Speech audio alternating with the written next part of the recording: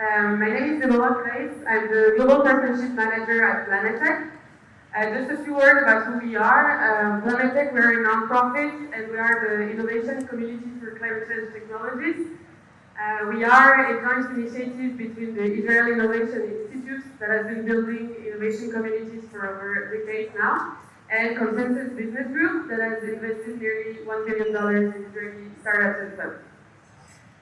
Our main vision at PLANETech is to shift the Israeli innovation ecosystem towards solving climate challenges.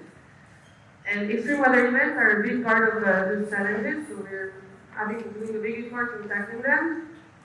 And we have two ways of doing it, two main channels to achieve this mission. The first one is that we produce and we share knowledge. So we published last year a report on climate tech in Israel where we mapped the entire ecosystem. And we also provide support for startups and organizations and help them build and quantify their climate impact.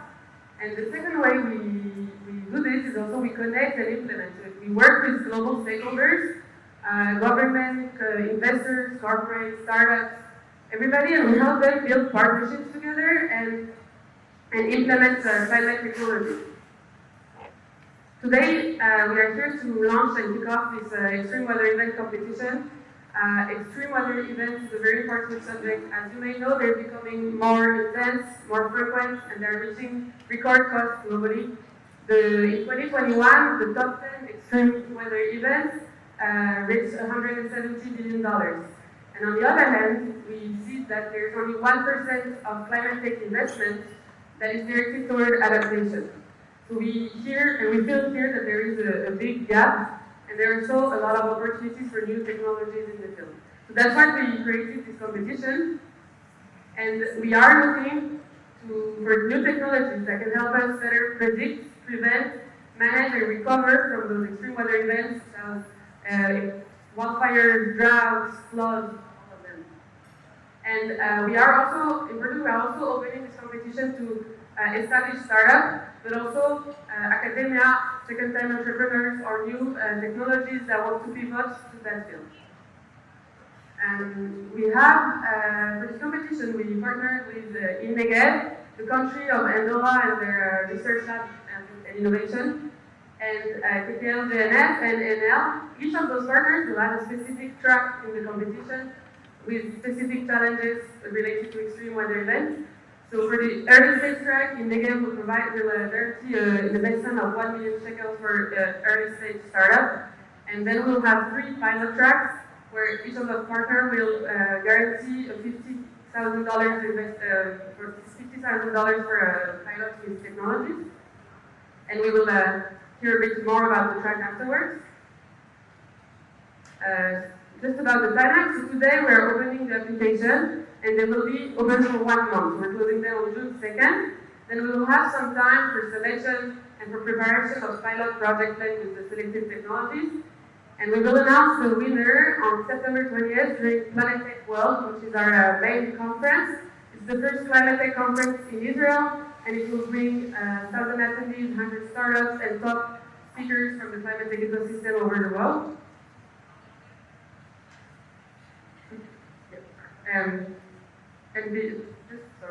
Just a few words about today. For the first part of the event, we're going to hear from Shimano the CEO and co-founder of Tomorrow.io. And on the second part, we will welcome the partners from the track that will tell us a bit more about their challenges, their specific challenges related to extreme weather events, and also what kind of technologies they're looking for and what they're expecting from the competition. Before we hear from Shimon, I would like to invite Mrs. Emily Levy-Sochat. She's the Vice Chairman and Chair of the Environment and Science Committee of KKL-JNF.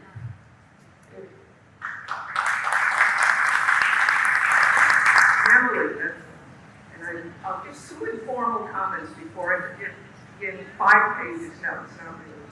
One is, it's clear I bring up the average age here by not a few years, and I'm glad for that.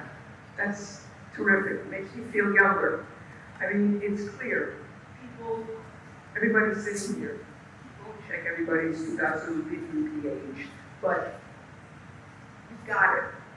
These are serious challenges for our future, and you're working towards them, and it makes me happy to be here to do that.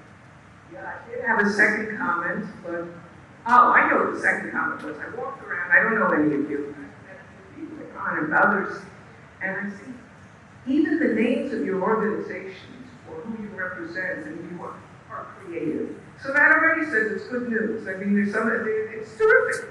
All your names are creative. I don't understand half of what you say exactly, but not your personal names, your organizational names.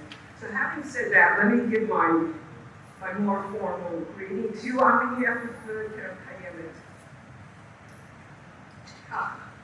I sat down to prepare these words of welcome last week on Holocaust Memorial Day, by chance. Tomorrow, we will commemorate Israel's annual Memorial Day. A war is raging in Ukraine. And today, we are here, all of us, because of another threat to our world, extreme weather and a potential crisis due to severe climate change. The world is in a difficult period. But, just as these days have been filled with stories of resilience and determination to make life better, in 2 more days, we will celebrate Israel's Independence Day, Yom Ha'atzmaut. And we who are here today, global organizations, private companies, individuals, are developing technological, scientific, and other tools to prevent, and is necessary more so, to cope with effects of climate change we have already begun to experience, and we expect will continue and maybe even get worse. We are not giving up hope. We are not shirking our responsibility.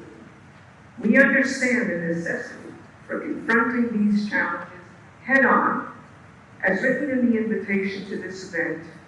I think it's here, somewhere it was written, we are tackling, and we is all of us together, one of the most complex and major threats to our resilience as a planet. An emerging climate crisis was recognized decades ago.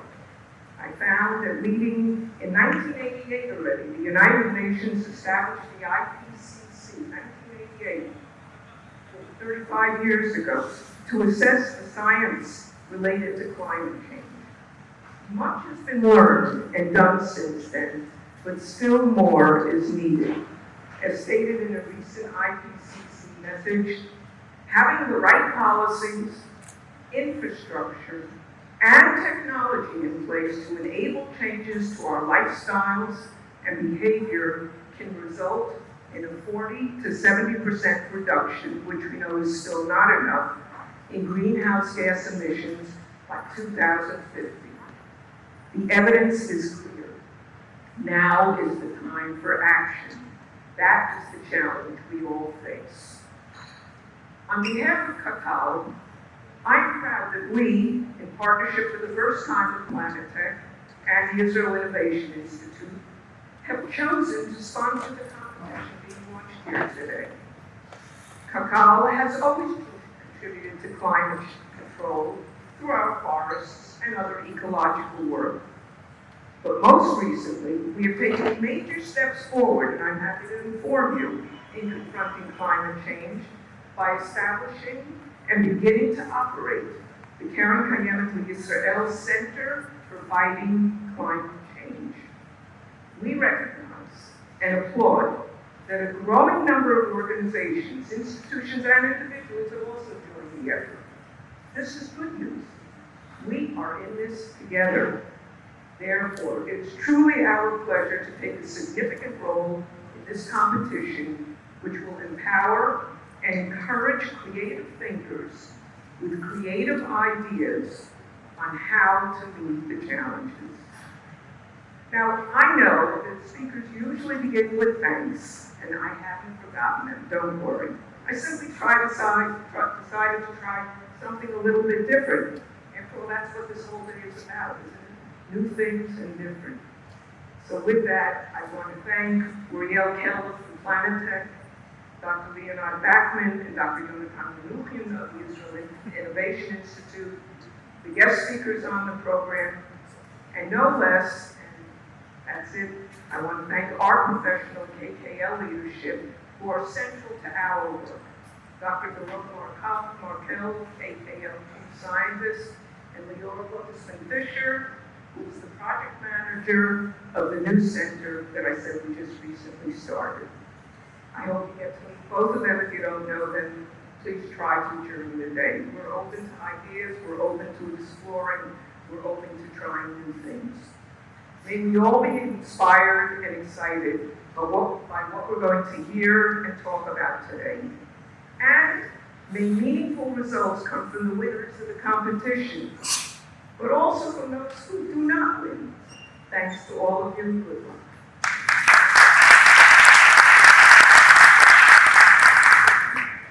Emily, thank you very much. I would like now to invite Shimano and Cadet, the CEO and the founder of Tomorrow.io.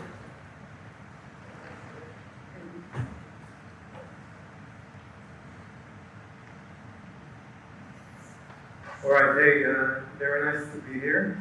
Thank you for inviting me. We're going to talk today about a few topics. One is a little bit about adaptation and where is it falling in the ecosystem of climate-related technologies. And then I want to talk a little bit about what I see as the challenges and your solutions to how to start ventures around climate technologies. And I'll try to walk you through our example and how we've been trying to tackle it as our company. So Tomorrow, if you don't know, the American company is started by 3 Israelis in Boston. So we're headquartered out of Boston. We have a few R&D sites. One of them is here in Tel Aviv. And I'll tell you more about us as we progress. So the first thing I'll say is we're all here because for me, at least it's rare when I sit with investors or customers. This is not taken for granted, and they don't always realize it. But the people here in this room understand that this is the biggest challenge of our generation, and that's the first step. And it's not just something people enthusiastic about weather or climate say. Okay, if you look at the World Economic Forum latest report, and by the way, it was the same result a year before that, during the pandemic in 2020, climate action failure and extreme risk are the 2 top risks that CEOs globally are worried about. So it's a big problem. Now, specifically, when you try to think about what is the impact, what's the problem with climate change, it's not just about, it's going to be warmer, we're going to have, bottom line, we're seeing the impact already today. And the impact is that weather events simply became more volatile and more frequent in any given year. And this is a trend that is only going to accelerate. There's no way to go around it. Now, the economic loss as a result of that is expected to accelerate at the same pace. When you think about climate tech and solutions around it, obviously everybody's talking about the left side, mitigation, how to get to net zero. Definitely, that's the ideal solution we all want to aim for. And the issue with that is that it costs a lot of money, and we're only going to see the result, if we're going to see the result, in 20, 30, 40, 50 years, and it takes a lot of government action. Businesses alone cannot change policies. But when you think about the other side of the spectrum, adaptation, this is where you can start seeing results here and today, and you can get real ROI tomorrow morning or this afternoon, and you can actually build businesses that will create significant impact without governmental cooperation. And as Laura said here, right, I think the biggest issue is that nobody's investing in this. And let's talk about climate adaptation today, and obviously extreme weather events are part of it, and what exactly it means. So I want to talk about why building a climate tech company is so challenging. There are many, many reasons. I only chose 5. The first one is very expensive. Okay, it's not just around, okay, let's ramp up a few AWS clusters and build some spreadsheet and web application and good to go. It costs a lot of money to build meaningful solutions. The second piece is that it's not just SaaS, okay? The business model we all fell in love with, and some of us are less in love with right now, is not going to solve alone this problem. Sometimes you have to go into the physical space and do stuff that are bigger than just a line of code. The next element is that it's not always recurring. Let's give a very simple example. Let's say I'm a bank and I want to look at my portfolio and do an analysis for the risk in the next 20 years. So I'm going to contract with a service and I'm going to get a solution. What would make me come back to do the same analysis tomorrow morning or next year? I did the analysis, it's enough. So this is only a simplified example, but you have so many solutions in the area of climate that it's hard to build recurring businesses. And by the way, part of the reason people fell in love with the SaaS model is because it's recurring. The next point is around entrepreneurs. Two things about it. One, they didn't really understand how big is the problem. For example, I lived in Boston for 7 years. Before that, I grew up here, but if I just lived here, I would have no idea that hurricane is a thing in Boston. It became a thing, that we have floods, that our buildings are having floods every winter because of the sea surge. So we're far away from the problem. We don't fully appreciate it. Even though, for those of you here, you see that in the last 3-4 years, we had a few disasters related to floods that we didn't have in the past. Like the elevator disaster here in Tel Aviv, and the collapse in the desert, and hopefully we won't see more of this soon. The second piece is that entrepreneurs don't understand the potential. It's a huge business potential.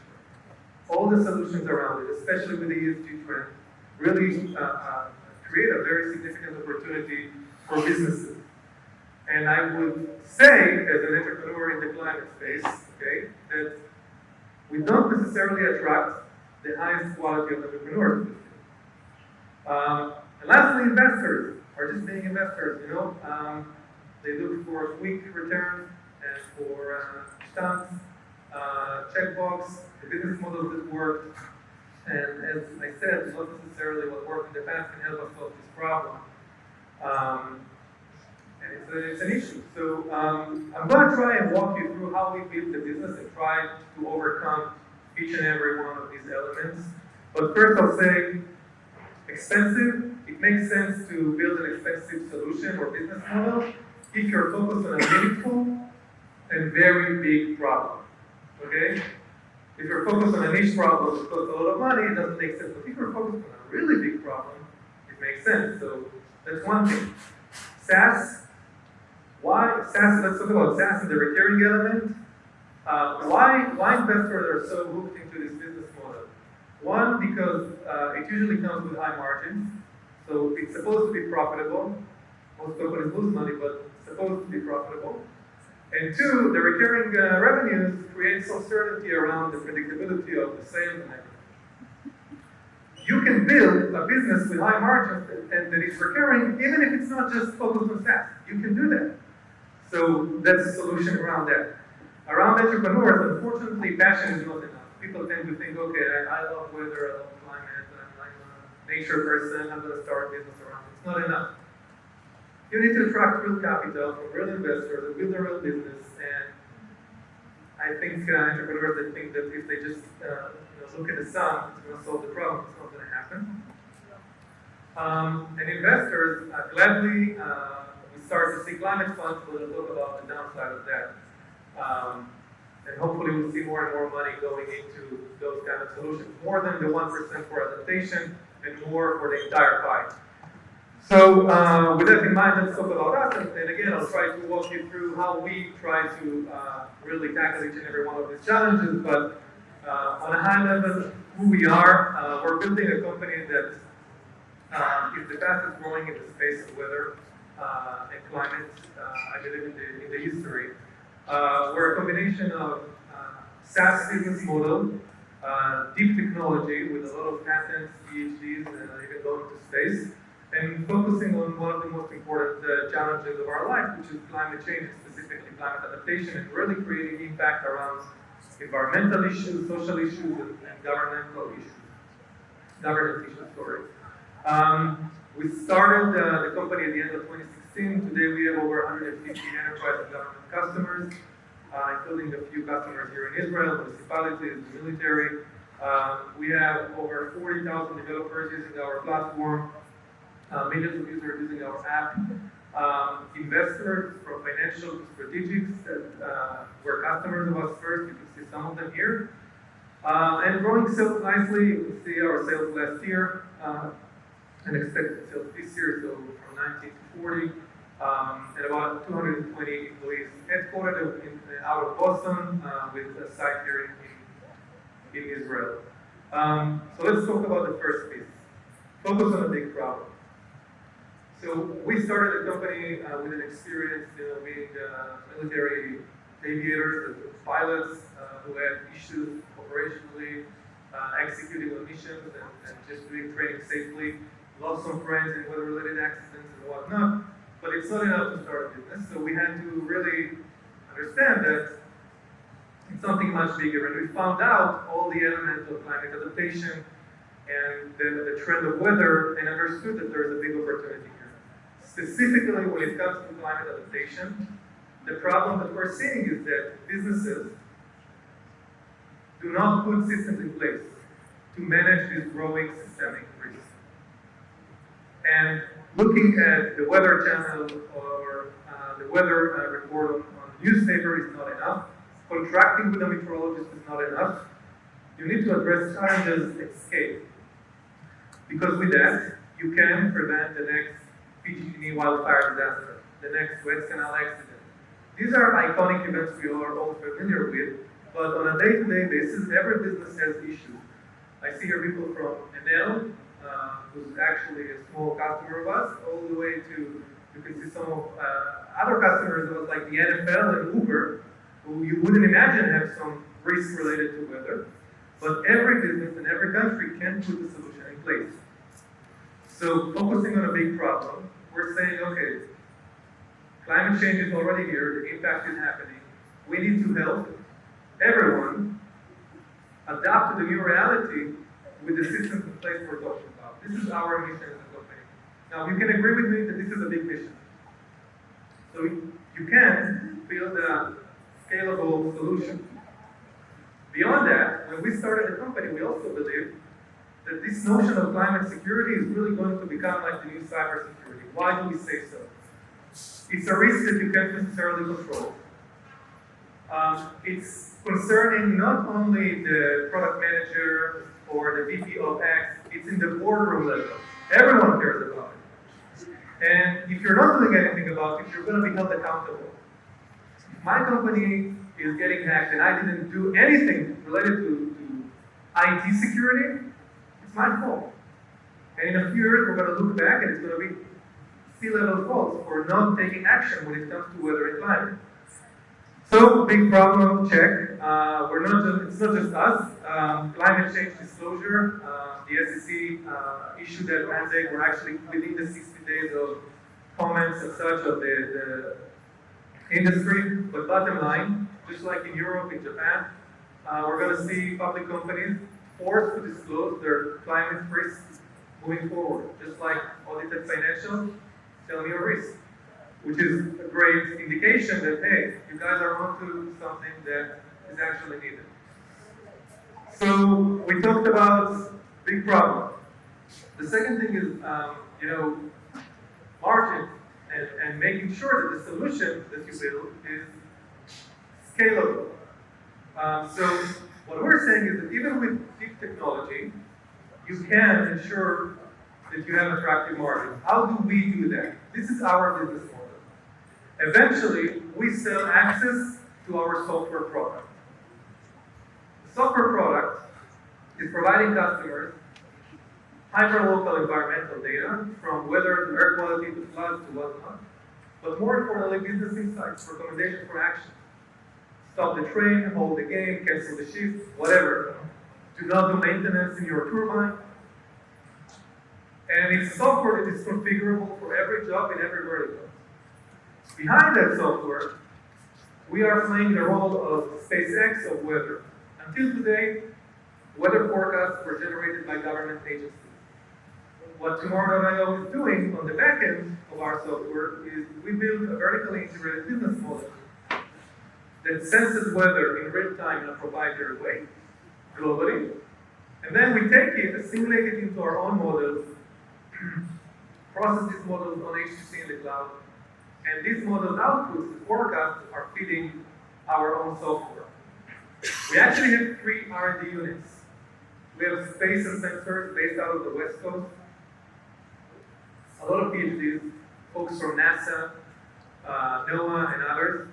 We have weather modeling units out of Boulder, Colorado.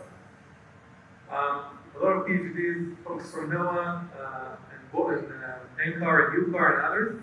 And the third unit is here in Tel Aviv. It's a SaaS product engineering, amazing talent, building an amazing solution, know nothing about weather and climate. These are 3 units that are managed separately, but work towards the same mission. We're helping customers make better decisions with this business model. So going to the margin. I'm going to talk a little bit about sending satellites to space. It's very expensive, but we're not selling satellites. We're not selling hardware. I'm not going to sell you a unit and calculate the margin. I'm actually selling a recurring usage of the software. So even though I'm tackling something in the physical space, I can still build a model that can be profitable. Looking at this problem, why do we go to space? When we thought about, okay, we want to make customers make better decisions, right? So we give them insight. The insight has to be based on a forecast that is accurate. What happens if the forecast is inaccurate and I give you a recommendation?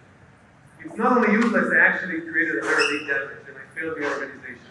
And when we try to understand why our forecasts are not near perfect in every location, in every place, you run the analysis and you realize that the biggest problem we have globally is the lack of observation. We just don't have enough sensors to understand what's happening in real time. And the most important sensor is radar. I don't know if you know that for about 2 years, the radar here in Israel didn't work. So when you don't have radar, you don't know where it's raining in real time. You don't have description of the atmosphere in 3D, wind conditions and on and on. And the forecast is very limited. What do you see here? 5 million people live outside of radar coverage. They do not have farmers insurance, any parametric-based insurance. Supply chain companies are facing challenges like this Suez Canal accident. They do not have flood alerts that are reliable. And I can go on and on. Every sector of the economy suffers. The next point is that the oceans are not covered. And all the most important weather phenomena, like hurricanes, typhoons, and cyclones, tropical storms, start over the ocean. So today in the US, the government flies airplane over the eye of the storm with a radar, sending back to the model so we can understand if it's going to be category 1, 2, or 3, and whether we should evacuate Miami or New Orleans. That's in 2022. So that's not efficient. You can't be 24/7 over that hurricane, and trust me, nobody's flying anything over a cyclone or typhoon in the east. So it's a huge problem. And we found out that there's only one radar in space that belongs to NASA. It's called the GPM, one radar for weather in space.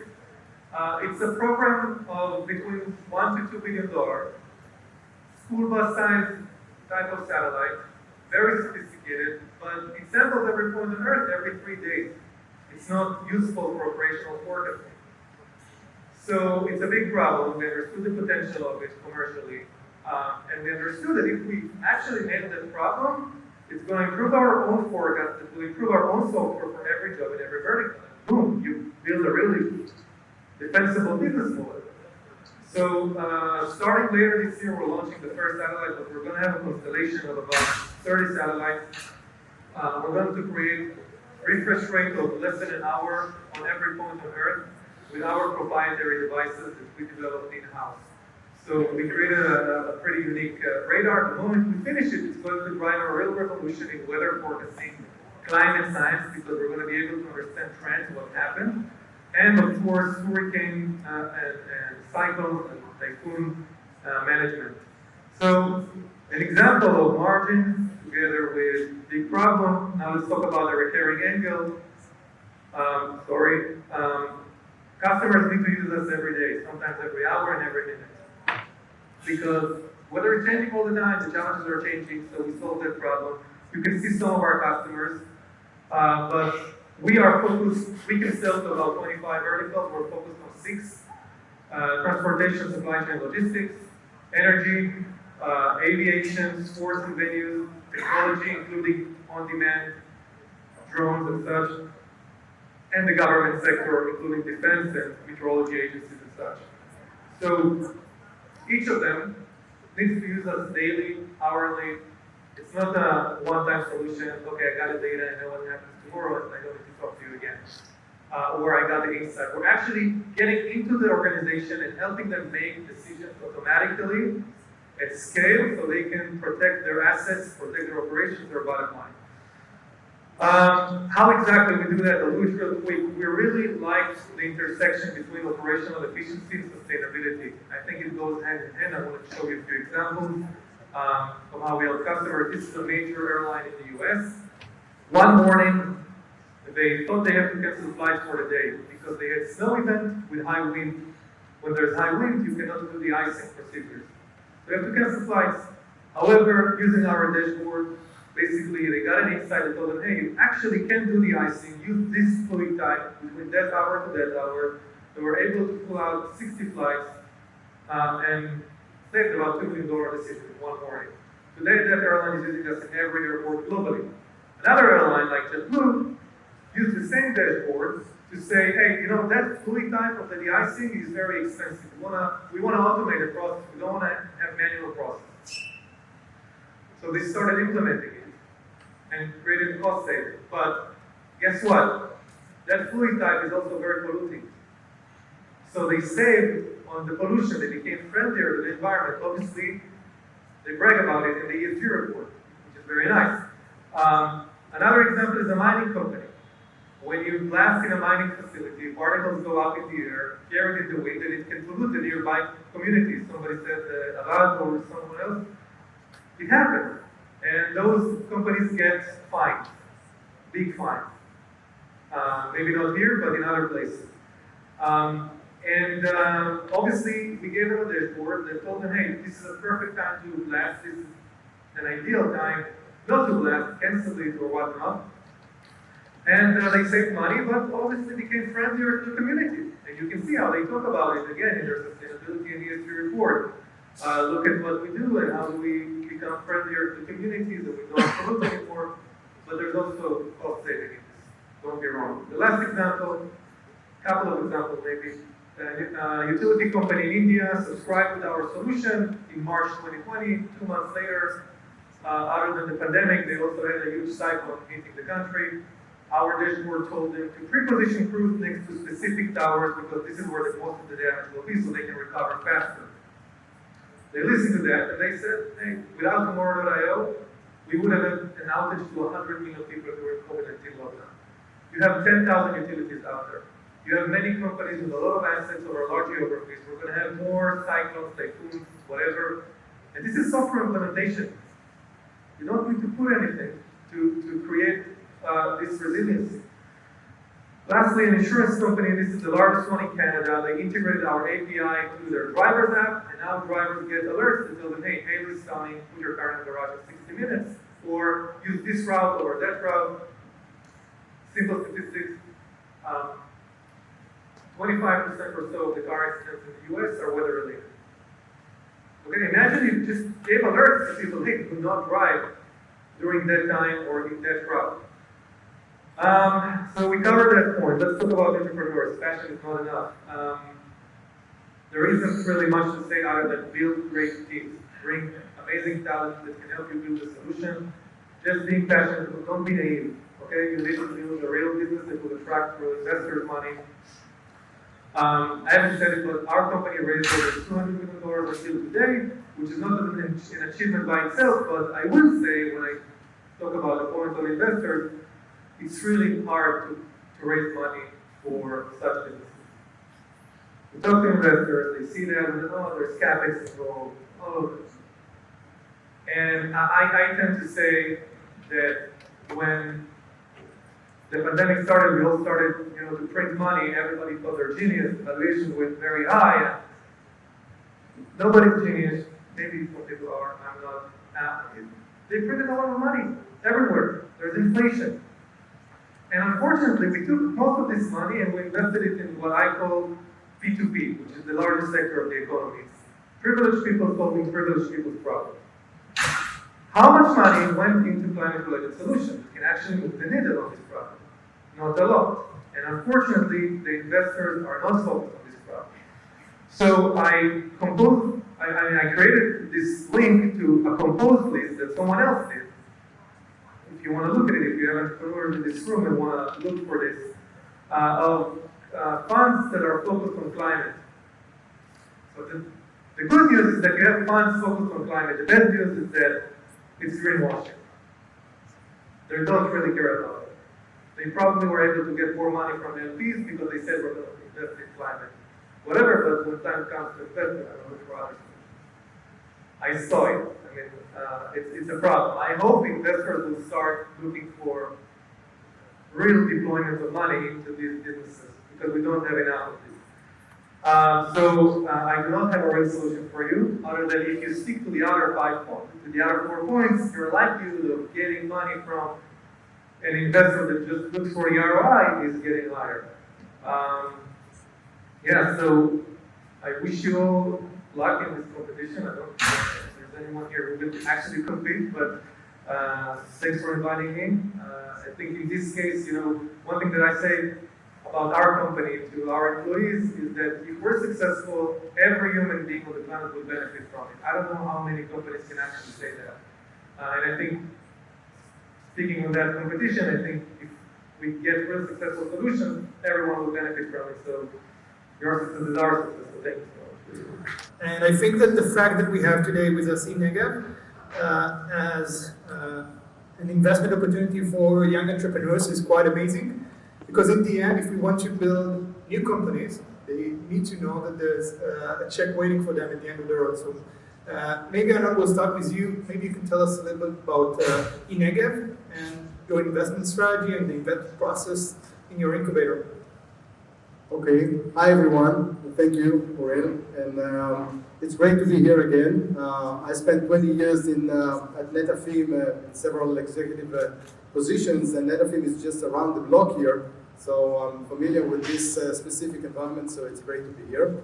We're coming from the Negev, and this unique incubator, tech incubator, was established or promoted by the Israeli Innovation Authority. We have some of our friends here and friends from the Israeli Innovation Authority.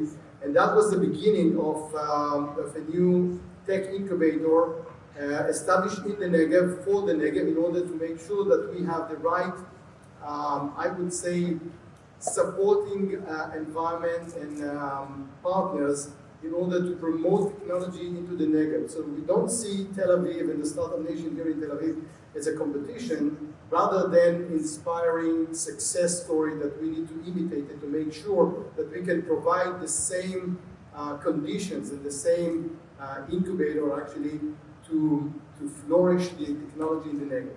So how we do that? First of all, we're focusing on several domains, business domains that are typically success, I would say success potential for the Negev, such as ag tech, food tech, obviously, but then we're getting into clean tech, which is renewable energy, water technologies, waste, recycling, and so on, and climate tech.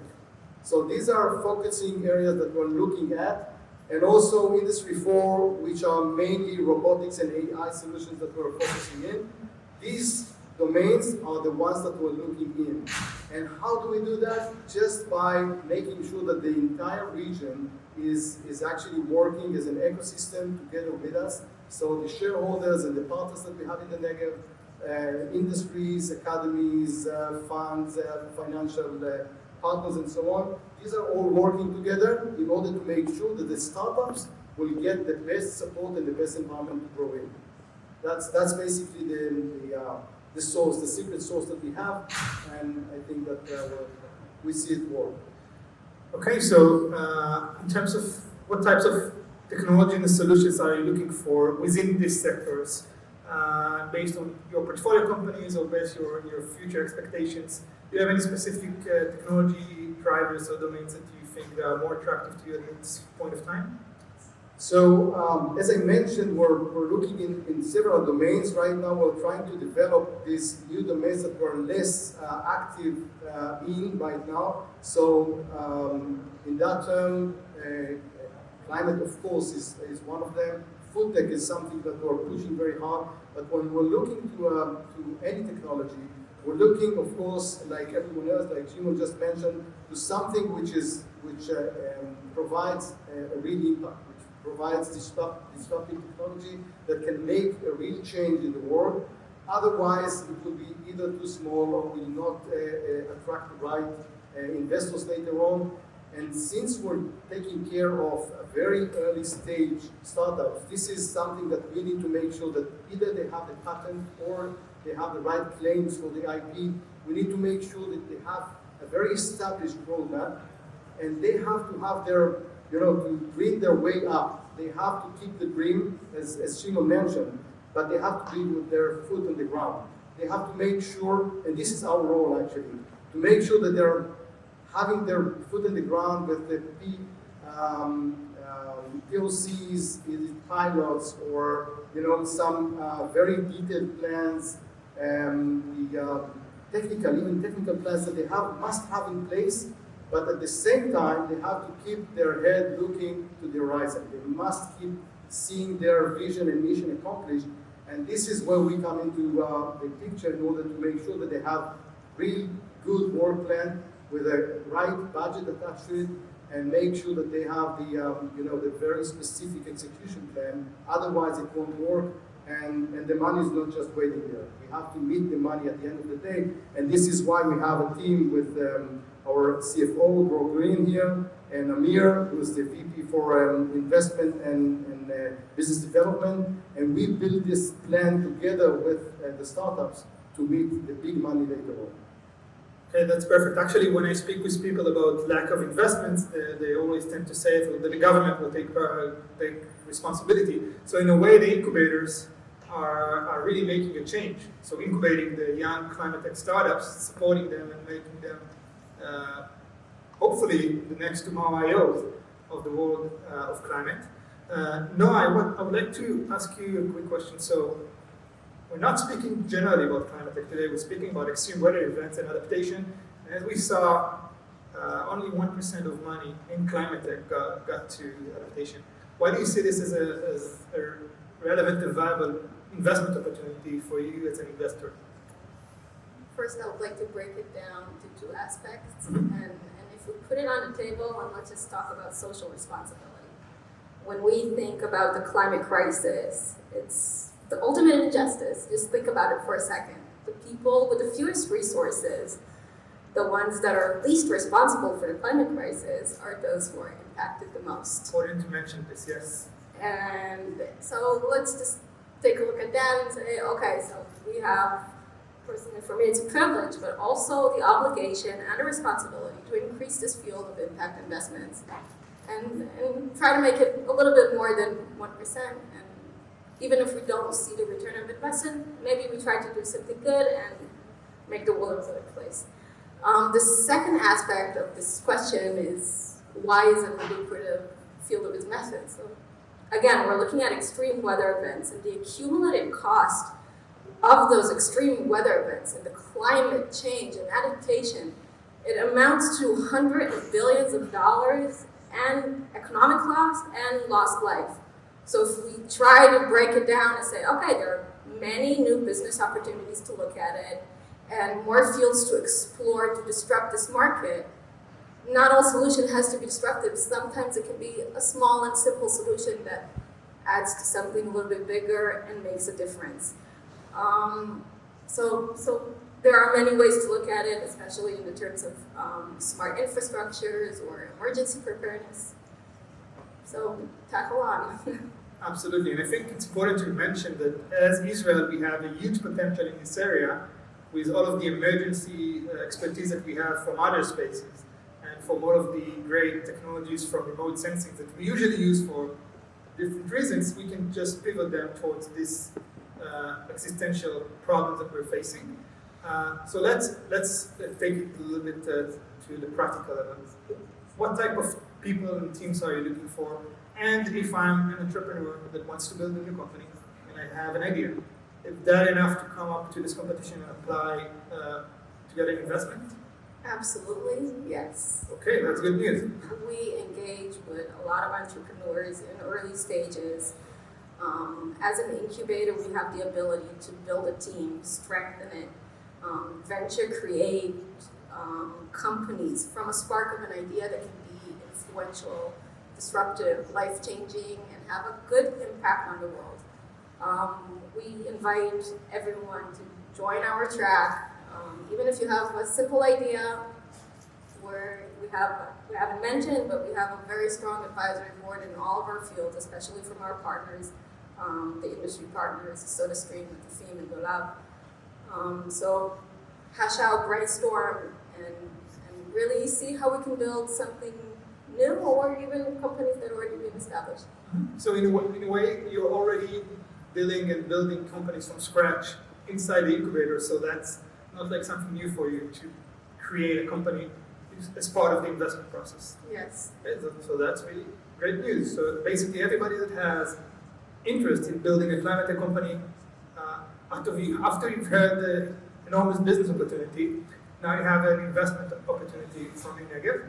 I'd like to get you a practical example. So one of our portfolio companies is actually dealing and tackling extreme weather events, and that's Sitebit. So it will be interesting to hear both about the company, but also about the process that got you to invest in the company from the beginning until today, their progress. Okay, first of all, it was great to see Tomorrow I.O. before we speak about Sitebit, because in a way, if we see the future of Sitebit, it's very much similar to what we saw with Tomorrow I.O. So I know you didn't plan it, but it's great to see it this way. If you can just imagine, we speak about a company that is not even 2 years on the ground, and we just established the company from Ben Gurion University. The young students came with this brilliant idea. They had some discussions within Ben Gurion University, and then they had to see how can they establish a company. What does it mean to start a startup? What does it mean to really go and do it? And this execution phase is what we just spoke about. It's something we call it from seed to success, because it's not even a seed, it's a pre-seed process. And they came with it, they went through the process with the team of the incubator of establishing, building, even forming a company which was not there at the beginning, and then starting to build the company. The company is actually building very much on its solution to increase safety and security around water environment. So it's an algorithm that provides a very complicated and developed algorithm of learning model and AI solution together with a computer vision technology. These two elements provide a very comprehensive solution to understand the water behavior. It's very, computer vision, if some of you know, it's very complicated to understand the behavior of water resources. If you speak about ocean or lakes or rivers or what have you, it's very complicated to understand that. The algorithm actually allows you to understand if you have any reed current, if you have floods, if you have any changes or trends within the water, if you have drifts and so on. With that, you can analyze and detect humans and type of different classifications of human on the beach or near water resources. The same with drowning. So detect and also to some extent predict drownings. This is something that the algorithm can provide you with the capabilities. And the most important thing about it, you don't need satellites. You don't need any of the most advanced technology, but very simple out-of-the-shelf solution, out-of-the-shelf cameras, that you can allow and you can find almost everywhere. We have these cameras all around, but whenever you use these cameras, you can provide the data, you can analyze the data, and you can provide a good insights and understanding, and then you have management capabilities and prediction capabilities, and then you can, of course, provide the alerts for these different companies and authorities. Okay, perfect. So it seems like there's also experience with the company in this domain, so that's even better. And I think that now we'll wait to see the applications, and hopefully we'll find the most suitable company for an investment. And this will also get some new entrepreneurs looking at this field and building new extreme weather events companies. So Anora, thank you so much for your partnership, and let's move on to the next part, the board. Thank you very much, and good luck to everyone. Hello from Andorra. I am Mark Pons from Andorra Research and Innovation, and I would like to introduce a little bit our country. Andorra is a really, really small country between France and Spain, located in the middle of the Pyrenees. We are just around 70,000 inhabitants. However, we receive more than 8 million visitors every day, so even if it's such a small area, it's quite an active, and there is a lot of economical activity on it. So many challenges we have there, and of course, climate change is one of the challenges that we have to face in the coming years. So we have a strong economical activity in terms of winter ski. So all these changes on extreme events, both in snowfalls and rainfalls, will affect the snowfall and this tourist activity. But not only in terms of tourists, changes in these events will affect also hydrological cycle and hydropower, for example, capacity to produce energy. So it will be one of the expected impacts that we will have. Also, for example, slope stability and natural hazards, geological risk, landslides, as a crowded valleys that we have. It's one of the impacts that we expect that we will have in the future. Or, for example, changes and impacts in the terms of biosphere or agriculture that will be affected by these more and more intense weather events. Just to give you an example of these events is what we call flash floods, because climate change, extreme rainfalls will be more frequent, for example, in spring, where we still have snow on the mountains, and this mix of heavy rainfall with still snow and the melt snow running together is one of the effects that will increase and affect mainly cities in the bottom valleys of the mountain. It will pose some challenges in the future, and we will try to look, and we need to look for some new technologies that will help us to be more resilient in this specific case. And this is why we engage in this challenge together with PLANETech. So we are working in Andorra as an open innovation living lab for sustainable development. And of course, climate change is one of the topics that we want to work in this living lab. And this is exactly what we try to look for engaging in this challenge, to look for clean-tech solutions that will help us to develop pilots in this topic in specific mountain areas, and as well keep developing this open innovation living lab internationally. So for us, it's a great opportunity to work together with PLANETech and develop a nice pilot here in Andorra regarding ClimateTech, and in this case, the extreme weather events, and we hope to be the first of many in the future. So thank you very much. So the details of all the track will be on the website, so all the details of each specific track will be there. So now we are going to hear from ENEL and KKL-JNF. So I'd like to welcome Aya Fati, in charge of innovation and deal flow at ENEL, and Dr. Markel, the chief scientist of KKL. We're moving to the second panel, which is the last part of the event.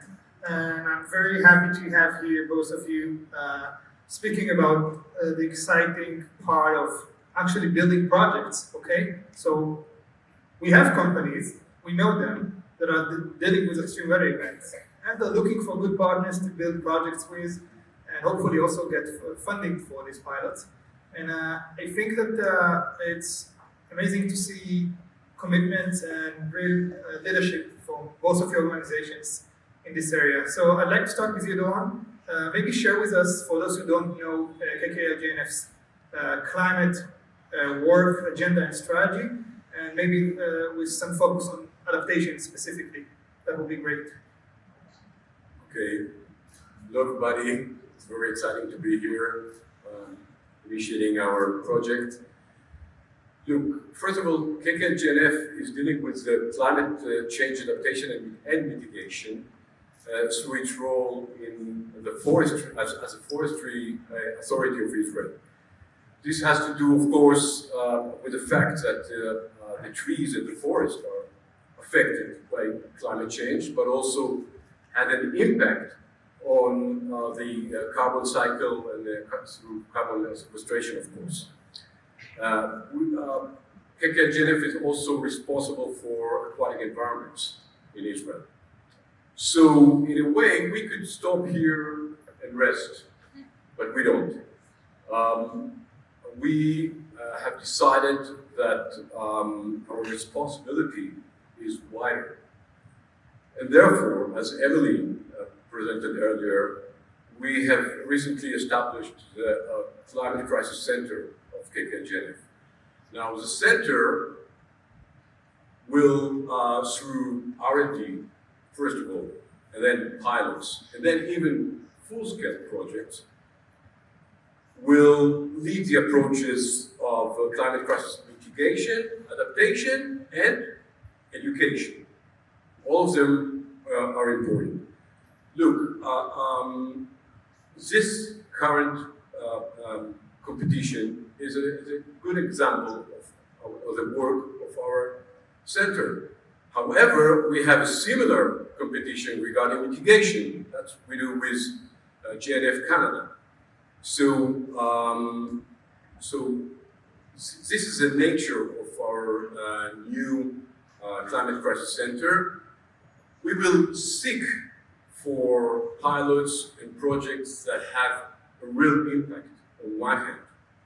But on the other hand, we must think about preserving, keeping the DNA of KKL-JNF, meaning the forest, the open areas. So we will seek for projects, for technologies regarding, in this current project, regarding adaptation and extreme climate adaptation that has to do with the forest, streams, the aquatic environments. That's what we are seeking for. Okay, perfect. And I think your role specifically as a professional organization that deals with the nature, which sometimes is neglected. Speaking about climate tech is so important. That's why we are so happy to partner with you in this specific project.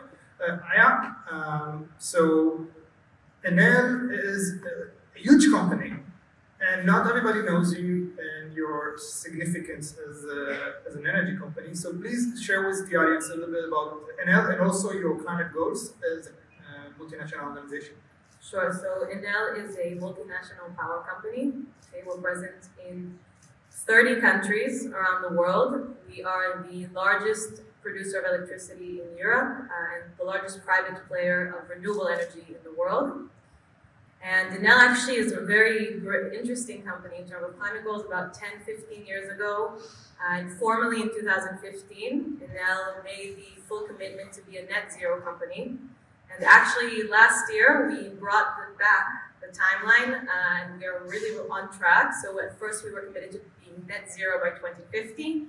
Today we are committed to be net zero by 2040, okay? And we stand at about 60% of our energy coming from renewable sources, largely solar, hydro, geothermic, and wind. And in addition to these very stringent climate goals, I think we've made a really huge commitment to sustainability goals in everything that we do. Okay, so ENEL does the entire value chain of energy. We construct our own farms, big farms and power stations all over the world. And we do everything through managing the network all the way through to payment apps that users are using to pay. And we're speaking about around over 75 million end users around the world and customers of our power. So we have a huge impact on people. And I think that a big part of this, corporate social responsibility, we'll call it, and sustainability, is a lot of transparency. So I encourage everyone to look at our sustainability report and our net zero ambition report, which gives a lot of information about our different goals, which include sustainable materials, circularity, and even sustainable financing. Okay, perfect. And great innovation operations in Israel. I think that's key to make sure that innovation is coming from here to your actual company. Okay, so Don, please share with us some of the adaptation challenges that you face in KKL. So if we're looking at the problems that you're actually experiencing as a chief scientist, what is on your top of your list in adaptation? Well, of course, naturally, the first order adaptation issue that KKL-JNF faces is the increasing risk of wild forest fires. Of course, due to the increasing frequency of heat waves during the summer. Just last summer we had the wildfire in the Judean mountains, and it was a good example for the risk, for the increasing risk, and for the challenges we are seeking for. Other adaptation issues are, of course, adapting the forest to future drier climate and even long-term droughts, adapting the aquatic environments to, and when I say aquatic environments, I mean the springs, the marshes and winter ponds, and we have to adapt them for water shortage. And the streams, we have to adapt for water shortage on one hand, but also for winter floods on the other hand. So these are more or less the issues that we are seeking solutions for. Okay, very interesting. And if we look at ENEL's challenges, in the end, is an infrastructure company, so that's really the other side, if you think about it. So there's the infrastructure here for energy, but on one side, the other side is the natural environment. So what are the types of challenges that you're facing? And there's a lot of things related to energy and extreme weather events that we see in the US and other countries as well. Yeah, exactly. So I think we're facing the same challenges as many other utilities. On the one hand, we don't know what's happening, okay? Weather is changing very dramatically and very quickly, and it's very hard to prepare for extreme events like this. So we don't know how many people are going to be needing heat or cooling during these events. On the other hand, we're of course facing issues of damage, okay? So when there's hurricanes or flooding, all of our damage out there in the field, especially as we're moving into a lot of renewables, okay, are getting damaged. Heat waves can affect the capacity for solar panels. They can affect how much water evaporation is happening in dams. Even electromagnetic solar flares from the sun, which are being experienced a lot more harshly now, can cause sparks on electrical lines and then fires. So we're looking at protecting our infrastructure, but also, in terms of both the power stations and the whole grid, and also managing how we give power to customers. Okay, and we have a lot of customers. Yeah. And as you said, we've seen extreme events like what happened in Texas, for example, last year, and that can lead to really, really serious and dire consequences when we're not prepared. Yeah, and in the end, it's a risk thing. So let's keep with you, Aya, for a second. So what are the technologies that will get you excited for, meeting these challenges? Did you have any experience with technologies in this field? I mean, when I'm looking at this as a startup, how do I apply to get you excited about what I do? So first of all, I think it's important to note that we're open to working with startups of all levels, okay? Both later stage, as Shai mentioned, we're working with Tomorrow.io as well, and I think that's a very good example actually of a type of company that gets us really excited because we're looking for interdisciplinary approaches, okay? Things that are not just solving something small, that are looking at the bigger picture. So you can give us both insights into weather, but also into business insights. And we're looking at twofold things. So as I said before, we're looking at something that can help us to understand loads and capacities and how to manage the distribution, how to manage how much power and where it's going, and also to recover quickly. So infrastructure damage is going to happen, and we need to be able to really quickly repair it and go ahead and fix everything and fix the power lines, okay? And on the note of what's really exciting here in Israel is that we are opening very soon a lab, to be working, so to help us really work with both early stage and pivoting startups, okay? The lab is going to focus on solutions in AI, robotics, and sustainable materials. And we're going to be pushing pilots through to our two main business lines, which are dealing with all of the network and the grid, as well as the power generation. And so everyone is really welcome to speak to us, and my team from the lab is also here. And we're looking really to solve solutions that can, like I said before, touch a lot of different pain points, and we have a lot. Okay, perfect. And Doron, if we're looking at solutions that are suitable for KKL-JNF and for your challenges, what are the type of solutions and technologies that will get your excitement? First of all, let's have the competition and see what are the solutions. Maybe there will be creative ideas that we haven't think about so far. However, if you think about forest fires, I think that a reliable early warning system is needed. Mm-hmm. We don't have a reliable early warning system for wild forest fires. It could be also a system or technology for predicting the development of the fire. And when you think about winter floods, a flood inhibitor technology is needed together with infiltration technology. We have the biofilters in Frasaba, Ramle and Bat Yam. The one in Frasaba is still working. And it is a good example for a technology to, on one hand, collect the water from the urban area, and on the other hand, to infiltrate it into the aquifer and prevent the water from just flowing downstream, cause floods in the downstream cities. So these are technologies we are seeking for. Okay, so I think that there's many opportunities for existing startups, but also for new startups to be built. And the fact that we have you, Mark from ANDORA, and ENEGev as partners here, I think that's really what's going to make the difference. And thank you for your partnership, your words, and I think we're ready. So, Deborah, I'll let you conclude the event. And, thank you, everybody. Thank you, Doron.